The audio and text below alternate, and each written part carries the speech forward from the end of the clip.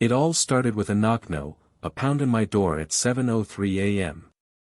I opened it, still rubbing sleep from my eyes, only to find Officer Delaney with 2 squad cars behind him. "Sir," he began, grim, "we've received an anonymous report of illegal storage and possible hazardous materials in your garden shed." "Are you kidding me? I live on a small ranch on the edge of town, with a legally exempt status from the HOA since my land predates the subdivision."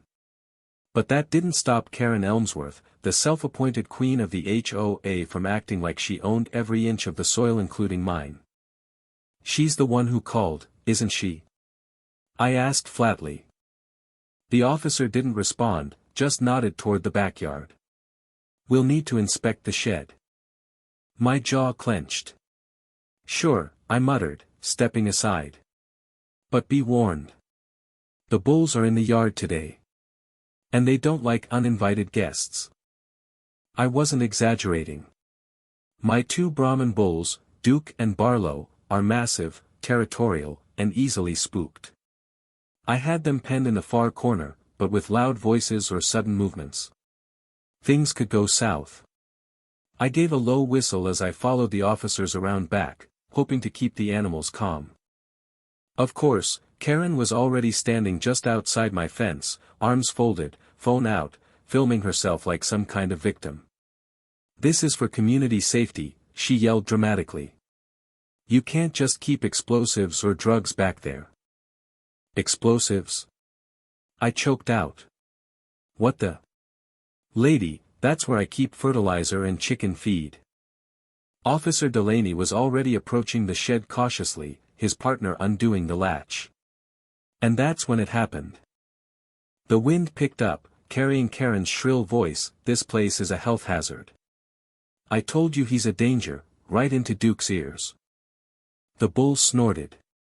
Then stomped. Then all hell broke loose. A deep, primal bellow exploded from Duke's throat as he charged the fence not toward the officers, but toward Karen, the source of the screeching. The fence gave way like it was made of matchsticks. Karen dropped her phone mid-sentence and let out a blood-curdling scream that echoed down the block. Barlow wasn't far behind.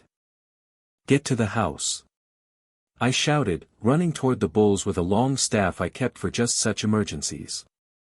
"Move!" The officers dove sideways.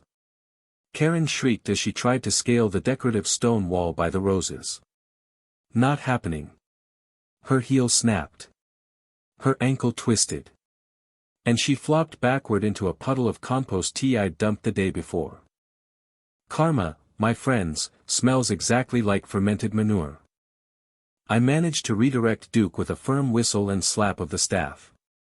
He huffed, clearly annoyed, but backed off. Barlow lingered just long enough to snort directly in Karen's face, misting her with bull breath and garden shed funk. It took 10 minutes, a bag of grain, and every ounce of muscle I had to get the bulls secured again. By the time I turned back, Karen was crying, covered in mud, and clutching her ankle like it had been sawn off. "Why you let them out?" she screeched. "That was an attack. 2M calling my lawyer." I laughed. I couldn't help it. "You called the cops on me for garden tools. Now you want to sue me because my bulls defended their yard from your screeching?" "They're dangerous," she wailed. "So are false reports. And trespassing. And HOA harassment." I gestured at the shed.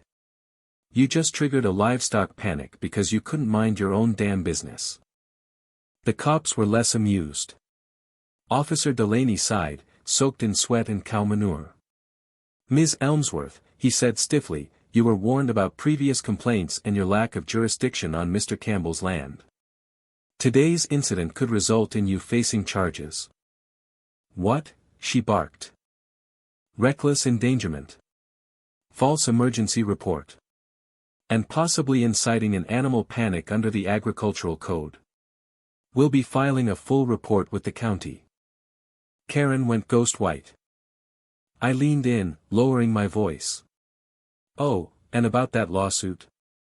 I've got 3 witnesses, a security camera on the shed, and animal control on my side. So please. Sue me.